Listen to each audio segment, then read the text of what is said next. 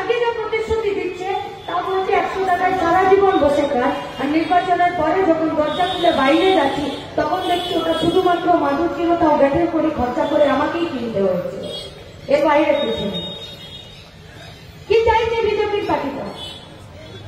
দিল্লিতে এখন সংখ্যা গরিষ্ঠতায় 353টা এমপিকে নিয়ে যারা দেশ 10টা বছর এবং 5টা বছর পরবর্তীকালে যারা চালালো তারা কি চাইছে? वो लोग बोल रहे हैं कि इस देश को हम लोग हिंदू राष्ट्र बनाएंगे। कैसे? भारतवर्षের সংবিধান তো সেকুলারিজম, ভারতবর্ষের সংবিধান তো ধর্মনিরপেক্ষতা। ভারত যখন স্বাধীন হলো, পাকিস্তান যখন আলাদা হলো, পাকিস্তান ইসলামিক কান্ট্রি হলো, কিন্তু ভারতবর্ষ তো ধর্মনিরপেক্ষ দেশ হলো। 75 বছর পরে বিজেপি পার্টিটা হঠাৎ করে কেন বলছে হিন্দু রাষ্ট্র তৈরি করতে চায়?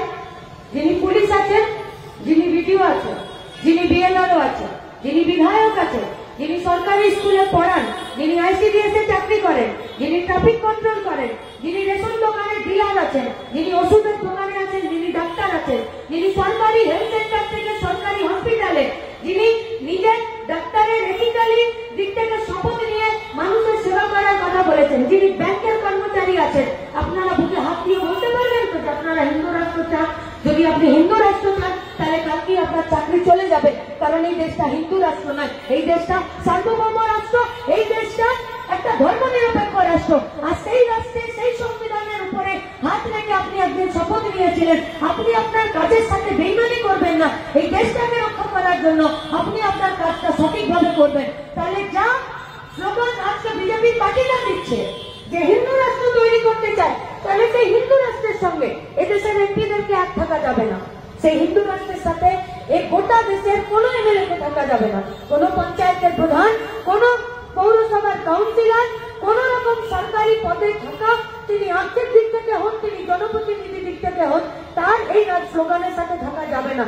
তাহলে কেন এত বুকে বাজিয়ে তৃণমূল, বিজেপি, ভাজপা পার্টি এরা বলে দিচ্ছে যে দেশটাকে এরা হিন্দু রাষ্ট্র বানাতে চাই? কেমন হবে হিন্দু রাষ্ট্র? কেমন 100 দিনের কাজ বন্ধ করে দেবে? कैसा होगा हिंदू राष्ट्र? এই ভারতবর্ষে হিন্দু, মুসলমান, শিখ, ইসাই, জৈন, বুদ্ধিস্ট সবাই থাকে। তাহলে আপনি হিন্দু রাষ্ট্র কি করে তৈরি করবেন? কার বাড়িতে যাবেন? স্কুলে গরুর মাংস আছে না খাসির মাংস আছে? আরে মাংস তো এখন শব্দেও দেখতে পাওয়া যাচ্ছে না, একমাত্র ভোজ করে মাংস দেখতে পাওয়া যায়, বাড়িতে তো মাংসই উঠে গেছে। কার বাড়ি যাবেন?